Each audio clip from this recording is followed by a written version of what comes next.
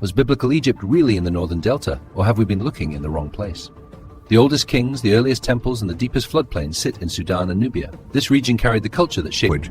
Egypt and Ethiopia were her strength, and it was infinite. Nahum chapter 3 verse 9, from the tower of Syene even unto the border of Ethiopia. Ezekiel 29 verse 10, and the sword shall come upon Egypt, and great pain shall be in Ethiopia.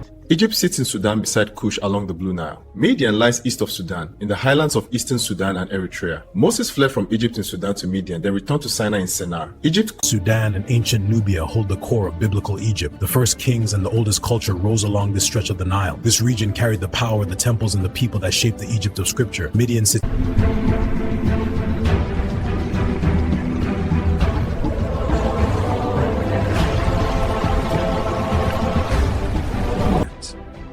Ezekiel speaks of the Nile reaching toward Cush. In that valley, a Hebrew mother sets her child adrift. Pharaoh's daughter finds him among the reeds and takes him as her own.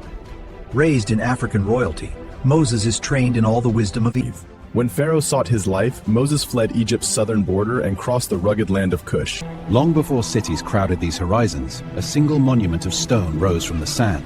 Its face caught the dawn while the world around it remained untouched desert. Beyond it lay fields of simple tombs and camps of artisans, not yet the streets of a state. Far to the south, villages clung.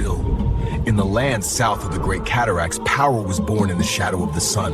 Here, chiefs of Egypt came to kneel, receiving the emblems of rule from a Nubian throne.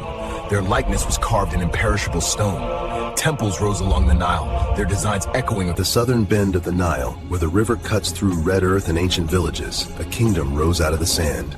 In Kerma, priests served on high brick platforms, and artisans shaped crowns, staffs, and falcons from stone and copper.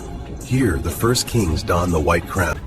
Long before pharaohs raised their first crowns, the Nile looked south. From these waters came kings of Nubia, rulers carved in granite, smiths of bronze and gold, builders of temples and holy roads, whose pyramids still command the desert. And the evidence points south. The Egypt of Scripture was not the Delta, it lived in Sudan. The first pharaohs, the oldest temples, and the culture called Egyptian all rise from Nubia and the Sudanese Nile. Every ancient source places